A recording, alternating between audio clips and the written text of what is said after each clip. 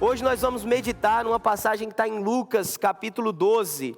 Então abra a sua Bíblia no Evangelho segundo Lucas, no capítulo 12.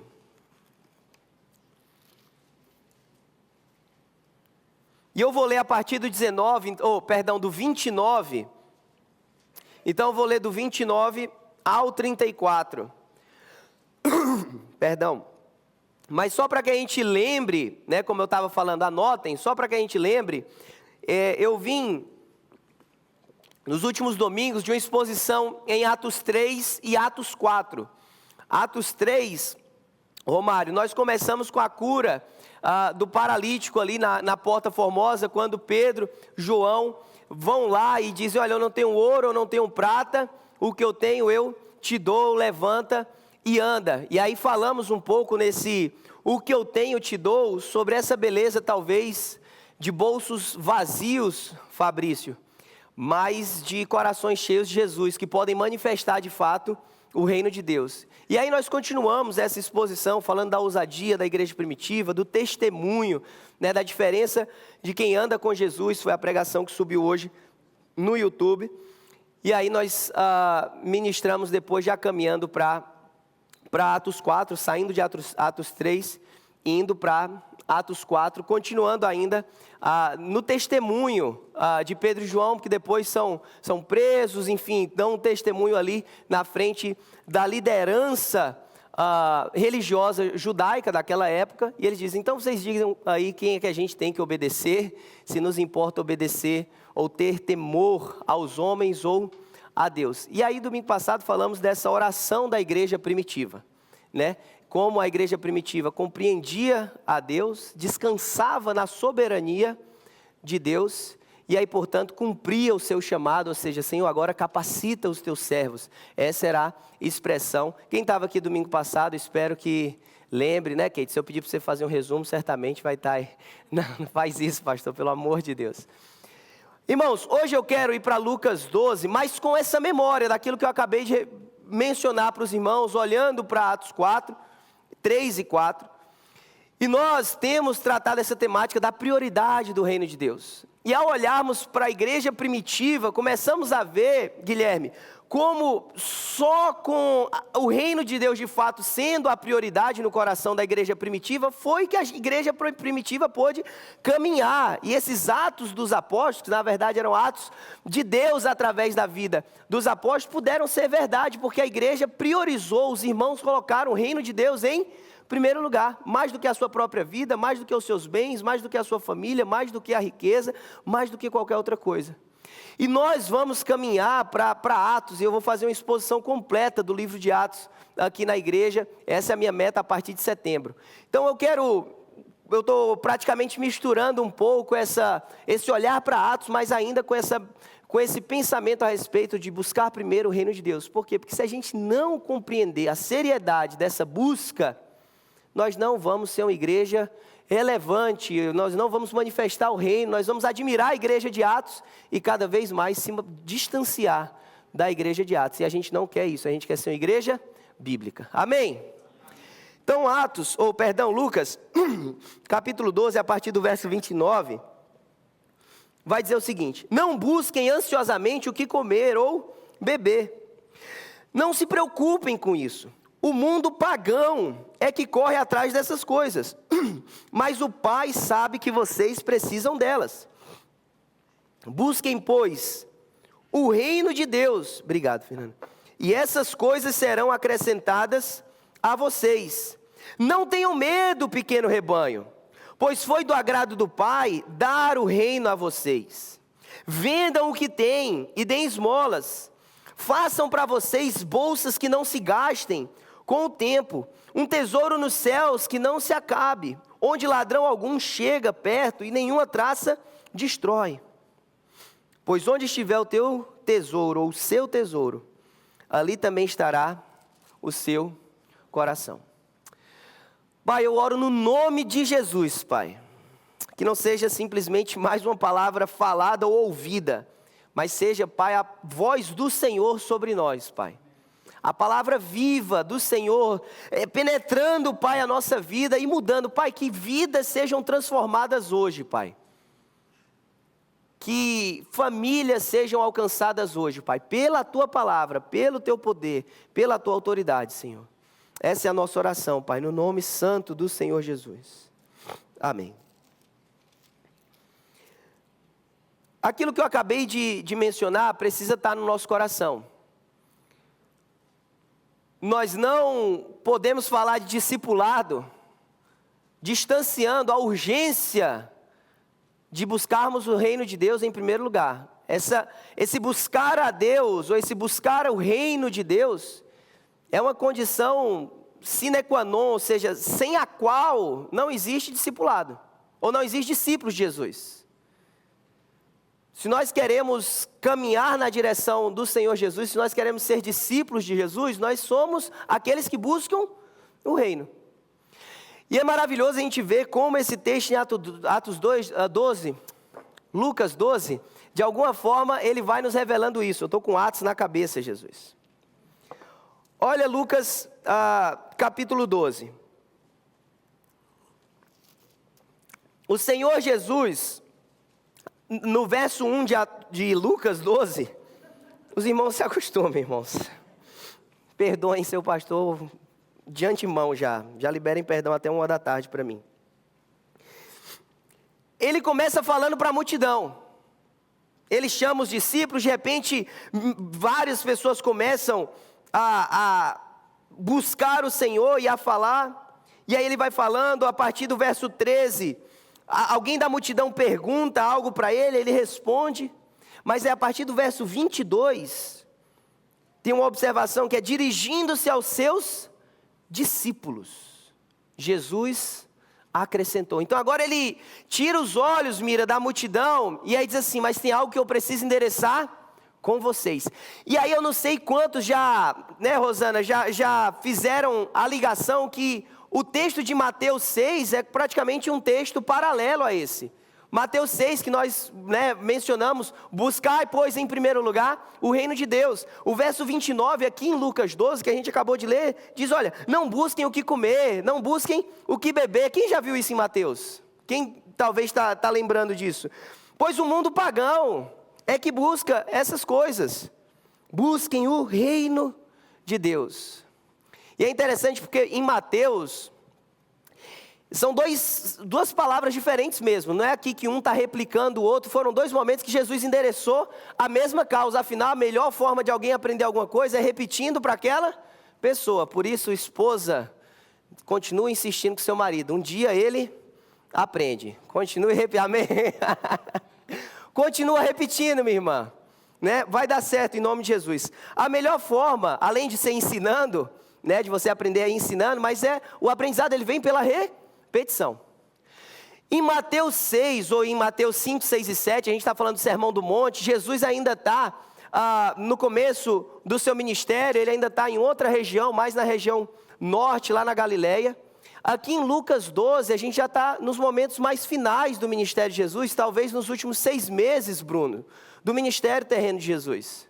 Se você for ver aqui a partir do capítulo 19, começa a entrada triunfal de Jesus, e aí a semana final, digamos assim, que termina com a sua crucificação. Então, são dois momentos distintos, em que o Senhor Jesus está trazendo a mesma mensagem para os seus discípulos. Mas aí no verso 29, tem uma expressão que é interessantíssima, e que ela aparece também em Mateus 6. Se você quiser, estiver com a Bíblia, quiser abrir em Mateus 6, só para você conseguir comparar aquilo que eu estou falando, Mateus 6, 31, só para você entender. Eu vou fazer uma breve comparação entre Lucas 12, 29 e Mateus 6, 31. Lucas 29, a gente acabou de ler, diz, não busquem ansiosamente o que comer ou beber. Não se preocupem com isso. Mateus 6, lá no 31, está dizendo, portanto, não se preocupem, dizendo que vamos comer, que vamos beber, que vamos vestir. E a expressão comum que existe entre esses dois textos é a ideia do não se preocupem. Mas é maravilhoso, estudar a Bíblia é algo incrível, maravilhoso. Porque essa expressão, por mais que na nossa Bíblia, no português, ambas estão traduzidas, exégeses, como não se preocupem, no grego são duas palavras distintas. E de fato, em Mateus 6, a ideia dessa não se preocupem é literalmente assim: não fiquem ansiosos. Não vivam angustiados com essa preocupação pelo amanhã. Não tenham um cuidado tão exacerbado ao ponto de perder a paz sobre isso. Quem está comigo? Em Lucas 12, o texto que nós acabamos de ler, a ideia é: não fiquem oscilando. Se a tradução fosse ser feita de forma literal para esse texto, seria literalmente: não fiquem suspensos no ar. Essa é a expressão, se você fosse pegar a ideia mais original. Em outras palavras, o que ele está dizendo é: não busquem ansiosamente o que comer ou beber, e nem vivam sem firmeza, como quem está suspenso no ar, sem uma base. Em outras palavras, a aplicação de Jesus é: não vivam numa inconstância no coração de vocês, uma oscilação no coração de vocês, onde em um momento vocês estão firmados num lugar de esperança, e em um outro momento vocês estão sustentados num lugar de desespero. Um momento vocês estão na plena alegria e satisfação com o Senhor, em outro momento vocês estão na ingratidão e na murmuração. Um momento vocês estão na paz, outro momento vocês estão na angústia. Esse não se preocupem é literalmente isso: não vivam uma vida em que há uma constante oscilação em relação à confiança com o Pai. Então, minha primeira advertência para nós, ou meu primeiro convite para nós, é: lance fora toda instabilidade, lance fora toda dúvida, lance fora toda oscilação no seu coração. Comece a analisar o seu coração e pensar: o que tem me feito viver de uma forma um dia muito confiante, um dia tão duvidoso ou duvidosa. João Calvino ele vai dizer que essa expressão revela o estado de um coração dividido, que ainda não está totalmente confiado à providência de Deus. Um outro comentarista, Sproul, vai dizer que o problema central aqui é a idolatria da segurança, onde nós tentamos garantir o amanhã sem a confiança no Deus que já garantiu a eternidade. É sobre essa preocupação que o Senhor está dizendo. E aí, quando a gente, como discípulos de Jesus, então, para a gente combater esse lugar, ele só vai ser combatido não na resposta, não na provisão, não no agora eu tenho certeza do que vai acontecer amanhã, então eu estou mais tranquilo hoje. Só vai ser combatido no descanso no Senhor. Só conhecendo mais e mais a Deus. A gente, quando olhou para a igreja primitiva orando, eles tinham consciência de quem Deus é, e por isso eles disseram: olha, Pilatos e Herodes acharam que estava administrando alguma coisa ou governando alguma coisa. Não sabiam eles que tudo isso já tinha sido determinado pelo Senhor de antemão.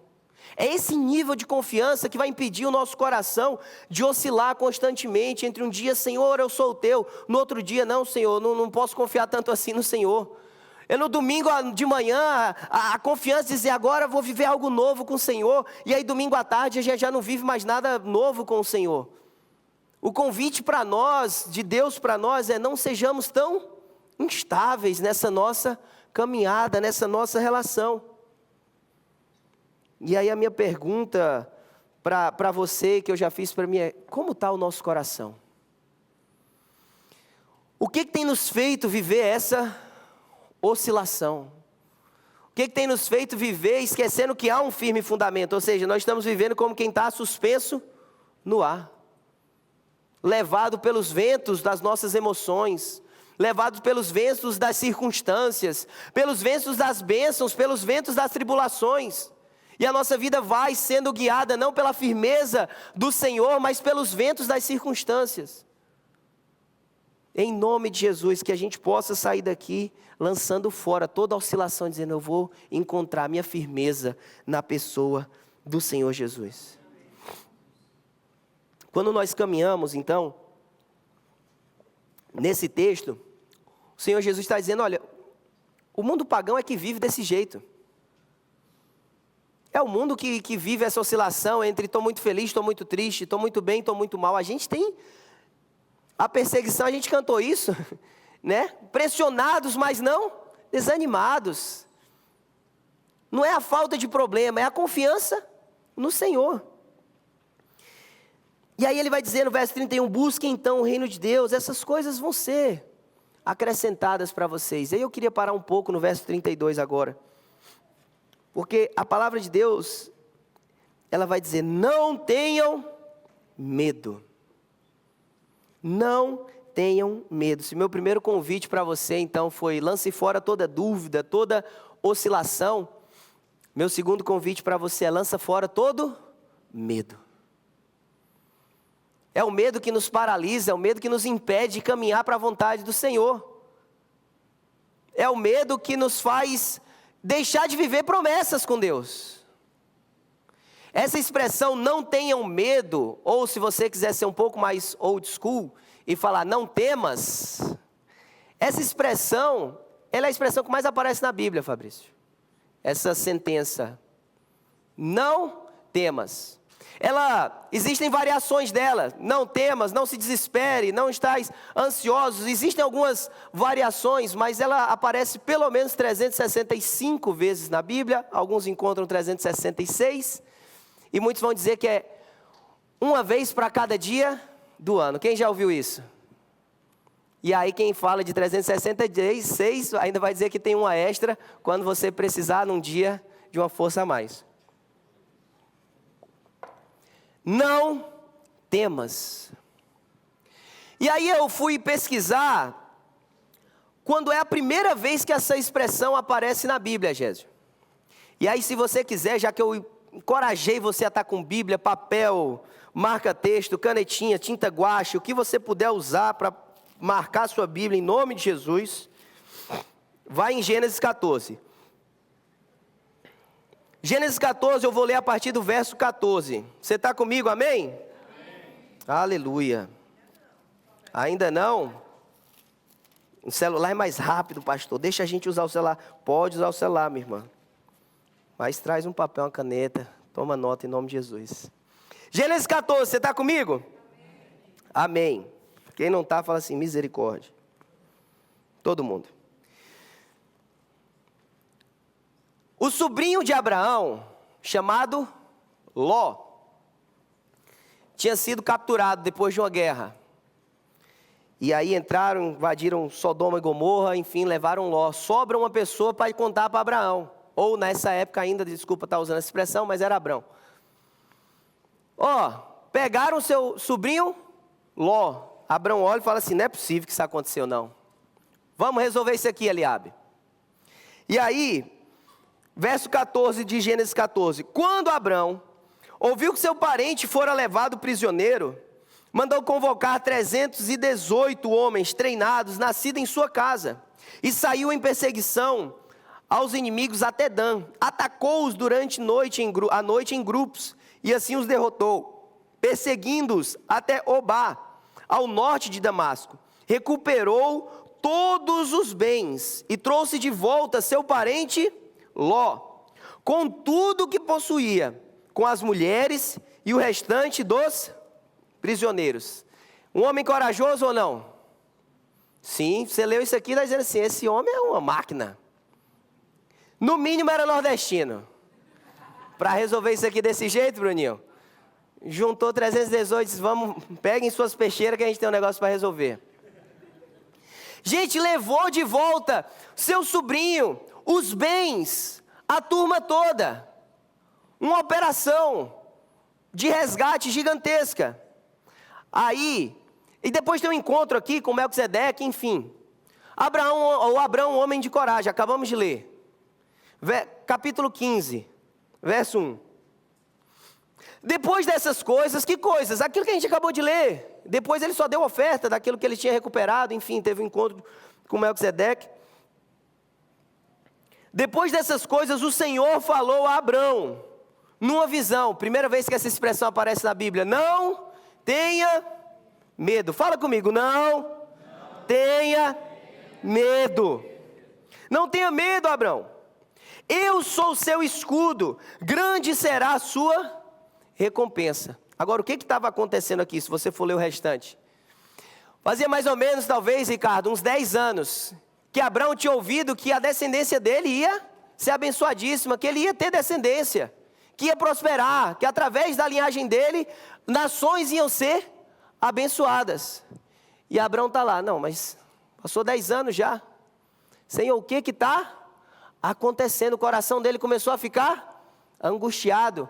Ele começou a oscilar entre a convicção da promessa e a desconfiança do cumprimento dessa promessa.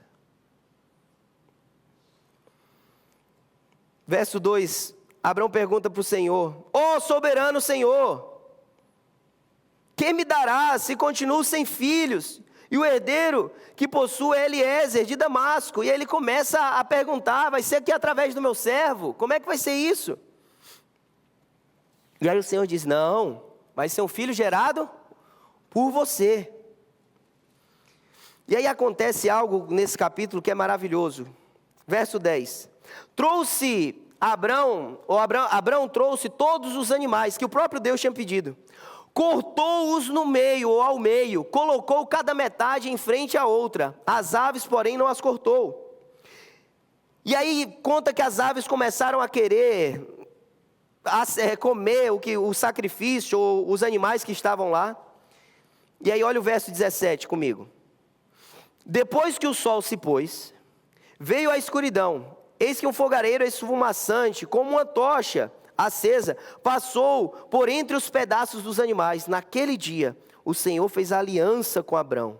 Os seus descendentes, ou aos seus descendentes, darei essa terra. E aí ele delimita essa terra. Deixa eu explicar então, tentar explicar para vocês o que estava acontecendo aqui. Quem está comigo? Amém, glória a Deus. Primeira vez que essa expressão aparece, não temas, na Bíblia, não tenham medo. Deus tinha feito uma aliança com Abrão. Abrão está nesse lugar de oscilação, de dúvida. O Senhor vai lá e fala assim: Abrão, não tenha medo. Eu sou a tua segurança, eu sou a tua proteção, eu sou o teu escudo. E vai ser através de você mesmo. E ele reafirma isso, e ele fala o seguinte: vai lá, pega uns animais. E aí literalmente isso era uma prática no Oriente Antigo, naquele povo. Eles partiam um animal e eles literalmente faziam um corredor com o animal partido. Então você pensa que ele cortava o animal e botava aqui, lado a lado, e fazia disso um corredor.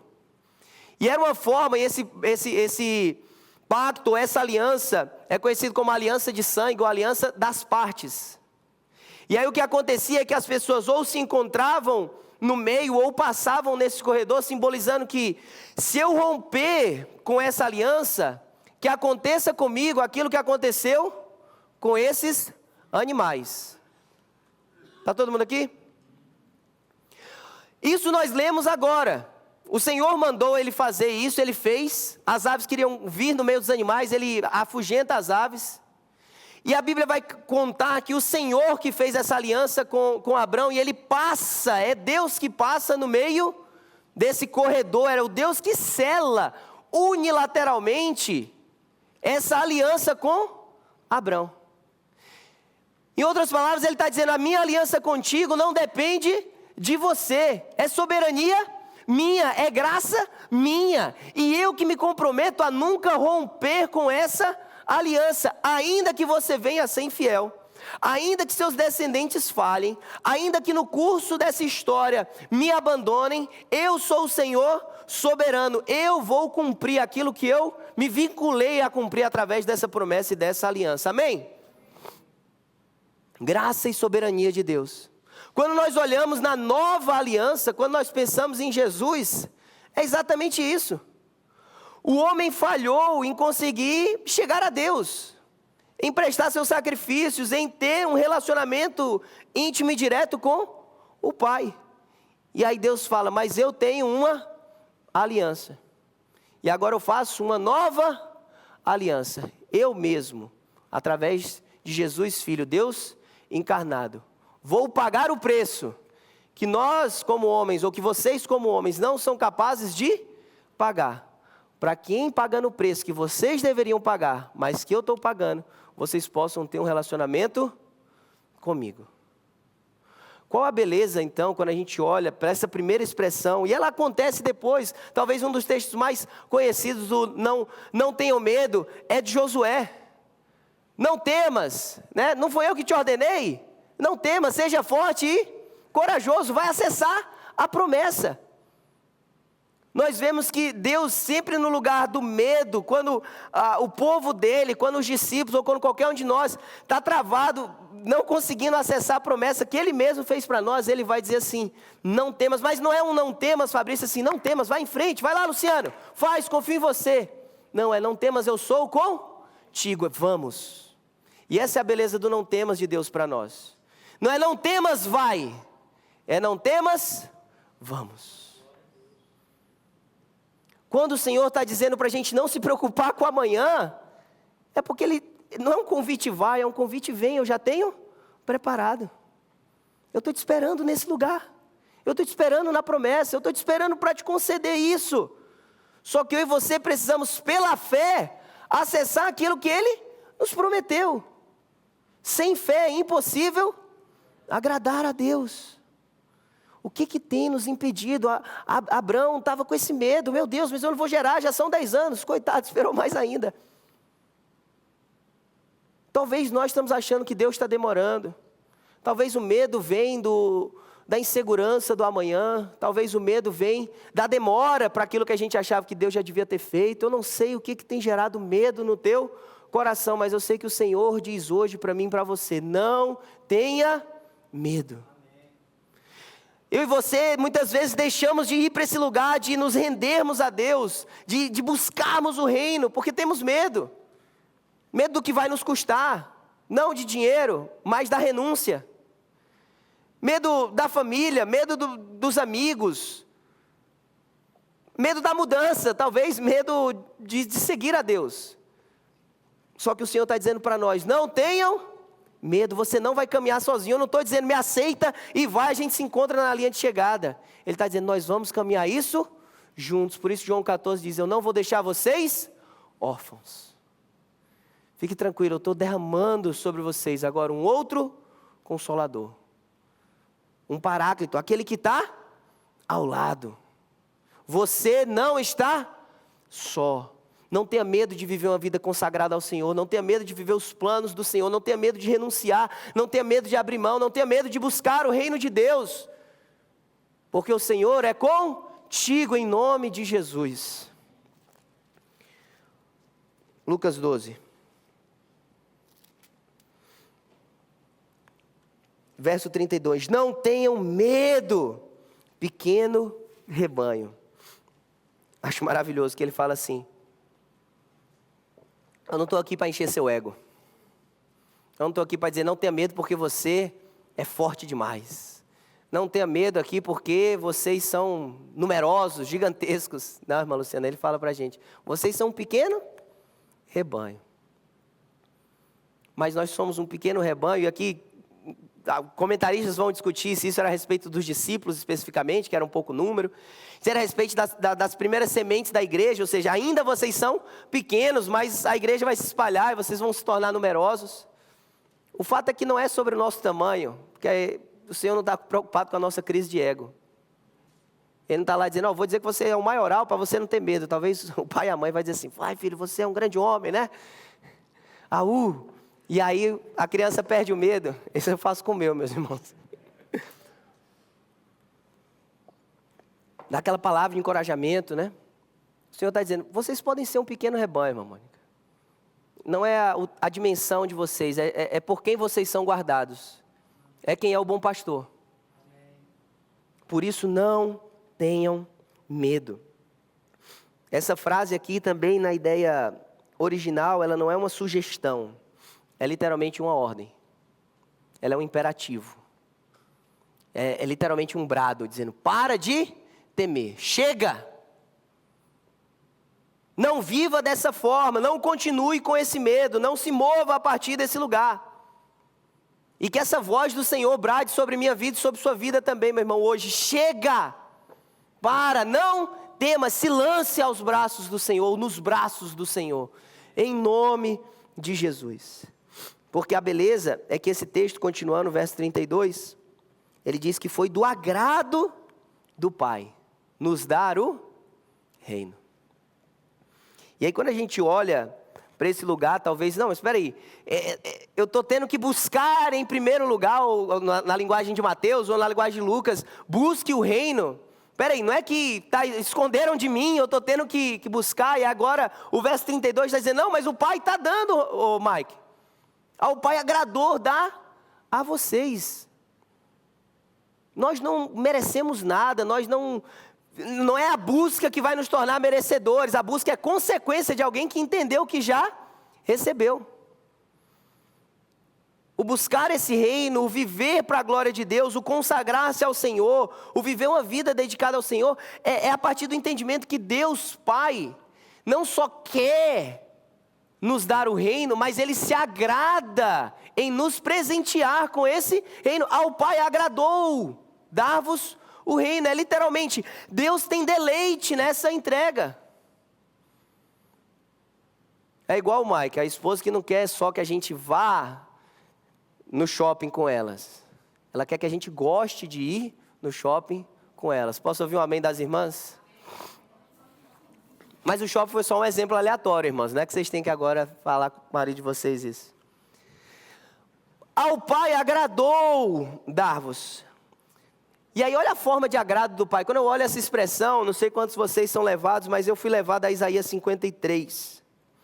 Isaías 53 está falando do servo sofredor Jesus Cristo, obviamente numa profecia messiânica de Isaías, ou seja, Isaías antes do ministério terreno de Jesus, apontando para a figura do próprio Cristo. Isaías 53, 10 vai dizer, todavia ao Pai agradou moê-lo, fazendo-o enfermar, quando der ele a sua alma como oferta pelo pecado.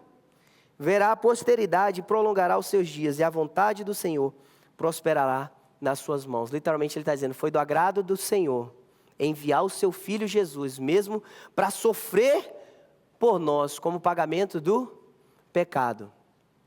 É aquela graça que estava lá ainda na oferta ou na promessa com Abraão. Deus se agradou em nos dar o reino. Quando a gente entender isso, meus irmãos, a gente vai correr para abraçar esse reino. Por isso que hoje nós estamos falando, quando o coração encontra o reino. Quando a gente olha para esse lugar, é impossível a gente não se desmanchar diante do Senhor, dizendo, eu quero. Não é que o Senhor está me esperando ser merecedor, não. Ele nos amou primeiro. Ele que pagou o preço por nós. E Ele está dizendo, olha, eu tenho algo para vocês, mas também não é agora, eu quero o reino e quero viver do meu próprio jeito. Não, a gente vai continuar lendo, versos 33 e 34. Mas quando a gente entende a beleza de que há um Deus que se alegra em ter relação conosco. Um Deus que nos ama antes de nós merecermos. Um Deus que tem prazer em nos salvar. Um Deus que tem prazer em compartilhar ou nos entregar o reino. Não por obrigação, mas através da graça na pessoa de Jesus. Por isso que olhando de volta, talvez para Atos 3, a gente vai pensar no Pedro e João dizendo, eu não tenho prata, eu não tenho ouro. O que eu tenho te dou. Assim, eu estou tomado pelo reino. O que eu tenho para te dar é a expressão do reino. Por isso que quando a gente entender isso também, a gente vai se mover diferente. A gente não vai querer ser salvo e ficar caladinho. A gente vai querer compartilhar dessa boa nova. Há um rei que compartilhou comigo, ou que me chama, e tem prazer em me dar o reino através da pessoa de Jesus, mas que não é limitado a mim, é para todos nós, é todo aquele que nele crê, não pereça, mas tenha vida eterna. E a gente vai ser uma igreja que evangeliza mais, ao invés de ser uma igreja que aceita a salvação, se cala e guarda o presente para si. Esse é o comando nosso, essa é a vontade de Deus a falar para os discípulos. Busquem o reino, não tenham medo, vocês são um pequeno rebanho, mas do Pai agradou dar o reino. Como receber o reino? Recebendo Jesus. Então a pergunta para nós é: você já recebeu Jesus no seu coração? Você já entregou sua vida para Jesus? Eu quero esse presente do reino aí para mim. Eu quero a eternidade. Eu quero a manifestação de Deus na minha vida. Eu quero a segurança do descansar no Senhor. A primeira pergunta é: você já recebeu Jesus? Arrependa-se. Creia no Evangelho. Arrependa-se. Receba Jesus Cristo. Mude o rumo da sua vida. Viva novidade de vida através da pessoa de Jesus. Amém? Verso 33, para fingir que a gente vai acabar. Vendam o que vocês têm e deem esmolas. Façam para vocês bolsas que não se gastem com o tempo, um tesouro nos céus que não se acabe, onde ladrão algum chega perto e nenhuma traça destrói. Vendam o que vocês têm. E aqui não é um convite, agora, meu Deus, então vou ter que abrir agora o meu Zelo aqui, dar tudo que eu tenho. Se eu souber que já está tão difícil, tem tão pouco. Então você vai chegar em casa e vender. Não é sobre isso. A não ser que isso seja o rei do teu coração. E aí o Senhor vai ministrar com você sobre isso. A questão é que o Senhor está dizendo: o teu lugar de segurança não pode ser nas coisas materiais. O teu lugar de segurança é em mim. O texto, o verso 33, não é simplesmente: agora então eu vou correr e fazer isso. A pergunta volta: onde está o teu coração? Se para ti for tão pesaroso isso, então certamente seu coração está mais nas coisas do que no reino. E aí a gente tem que ter cuidado ao ler esse verso para não interpretar que ou ter algo é demoníaco, é diabólico, e aí a gente tem que viver um estado constante de pobreza, porque é esse estado de humilhação e pobreza que vai agradar a Deus, e não é sobre isso que o texto está falando. Ou então a gente vai viver uma espécie de comunismo gospel, comunismo cristão, que é tudo é de todo mundo, vai e vende o que tem, não existe propriedade privada, compartilhar os bens, os meios de produção, e também não é isso que o Senhor está falando. Também não é isso que a igreja primitiva vivia. Quando lá diz: olha, cada um vendia o que tinha, não havia necessitados entre eles. Também a gente não pode interpretar esse texto de forma equivocada. O convite aqui nas palavras do Senhor para nós é: não sejam tão apegados a isso. É um desapego a esse lugar, não um desprezo dizendo: nada é bom, nada presta, eu tenho que andar a pé, ainda mais no Texas aqui no verão. Misericórdia. Não é sobre isso, não pode ter o teu coração. Eu tenho falado, e essa semana falei muito lá em casa, conversando também com meu cunhado, minha cunhada, enfim. A gente estava em algumas conversas, e tem uma canção, já mencionei aqui na igreja, que ele vai falar essa frase: me dê os bens, que de imediato eu possa abandonar. Em outras palavras: Senhor, aquilo que o Senhor me der, se o Senhor me pedir amanhã, que eu tenha a capacidade de dar. Que aquilo não tome o meu coração. Vendam o que vocês têm, dê esmola, façam para vocês bolsas, que não se gastem com o tempo. Os maridos estão assim: pastor, onde é que vende essa bolsa, pelo amor de Deus? Onde é que vende essa bolsa que não se acaba mais? O Senhor está dizendo, Ele está usando uma imagem naquela época que você colocava as moedas e tudo em bolsas de couro. E aí, Thalitinha, quando rasgava as moedas, ia embora. É literalmente o bolso furado. Quem já andou com a roupa com o bolso furado, botou alguma coisa e caiu e perdeu? Alguém? Eliabe está assim: poxa, pastor. Eliabe, está fazendo falta até hoje? Um telefone, Eliabe, tá vendo? Faça para você bolsas que não se acabem, Eliabe, em nome de Jesus. O que o Senhor está dizendo é: não se prendam a essas coisas materiais. Há um lugar que é intocável. É a eternidade. É aquele que ajunta tesouros, ou tesouros, nos céus. É aquele que o seu coração acumula, não para as coisas dessa terra, mas para as coisas que são eternas. Pastor, como fazer isso? Buscando o reino. Viver na expressão do reino, consagrando sua vida, renunciando. Como é que eu ajunto? Como é que essa bolsa aí, onde é que eu boto dentro? Oração, consagração, evangelismo, proclamação da palavra, perdão, gratidão.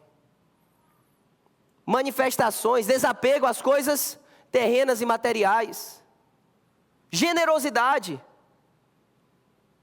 Manifestações do Cristo em nós. Porque não é o nosso natural, mas é a expressão do Cristo em nós. E fique claro, essa bolsa que não se acaba não é para adquirir salvação. É a consciência de alguém que já foi salvo. Não é que eu estou fazendo isso para chegar no lugar do perdão. Não, eu já fui perdoado. Por isso, minha compreensão, o irmão Jefferson falou, isso eu não vou conseguir lhe parafrasear, irmão Jefferson, mas é isso. É literalmente a consciência de quem já tem o Cristo, quem já está com Jesus. E por isso a gente consegue ser generoso, porque a gente já recebeu o presente maior. Por isso que essas coisas não pegam mais o nosso coração. D.L. Moody, ao comentar esse texto, ele vai dizer: a única coisa que podemos levar para o céu são as almas que nós ganharmos para Cristo. A única coisa que podemos levar para o céu são as almas que ganharmos para Cristo. Como são ou como estão as nossas bolsas, meus irmãos? São bolsas temporárias, que acumulam coisas temporárias. Nosso status, nossa conta bancária, o que diz é a nossa própria reputação. Ou nós estamos fazendo para nós bolsas que não se gastam com o tempo, um tesouro nos céus que não se acabe, onde ladrão algum chega perto e nenhuma traça destrói. Pois onde estiver o teu tesouro, diz a palavra de Deus, verso 34, ali também estará o teu coração. Minha pergunta é: qual é a maior riqueza para você? Qual é o teu tesouro? Tua vida? A eternidade com o Senhor? Tua família? Teus filhos? Teu trabalho? Tuas coisas? O que é o teu tesouro? Onde está o teu coração? Lucas 12, verso 20. Antes do texto que a gente estava lendo. Insensato. Esta mesma noite a sua vida será exigida. Então quem ficará com o que você preparou? Em outras palavras, louco. E se hoje te pedirem a tua alma, quem ficará com o que tens guardado? O que vai sobrar? Essas bolsas que estão se desgastando e rasgando, ou que podem até estar bem novinhas quando nós formos, mas que ainda são efêmeras, são temporárias. E se hoje pedirem a tua alma, o que você tem? A pergunta é: se você for hoje, eu não quero amedrontar ninguém, mas eu preciso ser sincero. Você vai para o céu. Você tem paz de dizer: não, eu vou viver a eternidade com o Senhor. Se não, decida hoje. Deus está te dando vida ainda. Decida hoje. Se existem áreas que você tem que mudar, mude hoje. Se a riqueza, que eu quero dizer assim, que o tesouro no seu coração, se o seu coração está num lugar que é muito de segurança temporária, muda. Firma o teu coração no Senhor. Onde estiver o teu tesouro, está o teu coração. Que o teu tesouro esteja no Senhor. Que o teu tesouro esteja na pessoa de Cristo, firmada no amor, no perdão, na graça, na santificação. Nós não temos tempo, meus irmãos. Nós não somos donos do tempo. Se hoje pedirem a nossa alma, quem ficará com o que a gente preparou? E a pergunta é: para onde iremos nós? Quem já viajou de low cost aqui? Quem já viajou de voo doméstico aqui, Spirit, baratinho? Quem já viajou de voo que só podia levar uma mochilinha? É fácil ou difícil?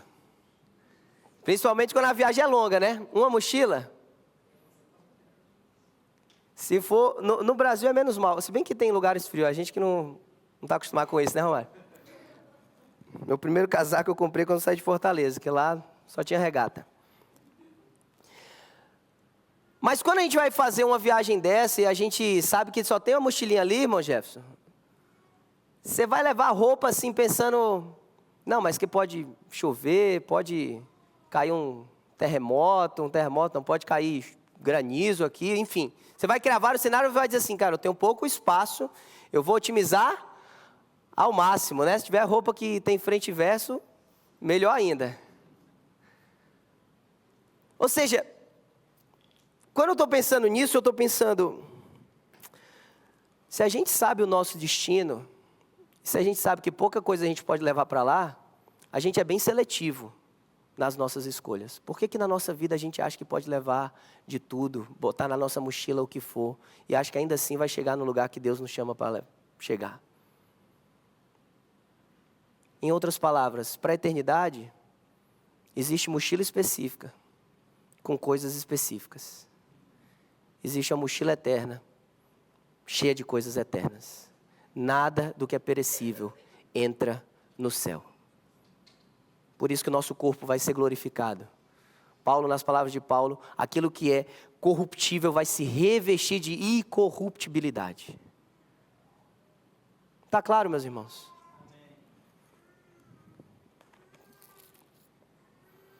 Pois onde estiver o teu tesouro, ali também estará teu coração. Minha pergunta para nós então é, onde está o teu coração? Se o seu coração encontrar o reino, a tua história vai mudar por completo. Se o teu coração encontrar o reino, a vida se torna uma vida menos preocupada, se torna uma vida menos oscilante entre descansar em Deus e viver no desespero. Se teu coração encontra o reino, você lança fora todo medo. Não temas, é o convite de Deus. Se o teu coração encontra o reino, você encontra um pai que agradou dar-te o reino. Se o teu coração encontra o reino, vende o que tem e faz para você mochilas que não, ou bolsas que não se desgastem. Obrigado por ter acompanhado essa mensagem até o final. Se ela te edificou, nos deixa saber aqui através dos comentários ou encaminha essa mensagem para outras pessoas, para que elas também possam ser edificadas em nome de Jesus. E nós temos um pedido a te fazer. Se inscreve aqui no nosso canal, vai lá agora e se inscreve aqui no nosso canal, ativa o sininho das notificações, assim você sempre será informado quando a gente subir algum conteúdo aqui de pregação da palavra de Deus. Nosso desejo, nossa oração é sermos canal de bênção na tua vida. Que Deus te abençoe, em nome de Jesus.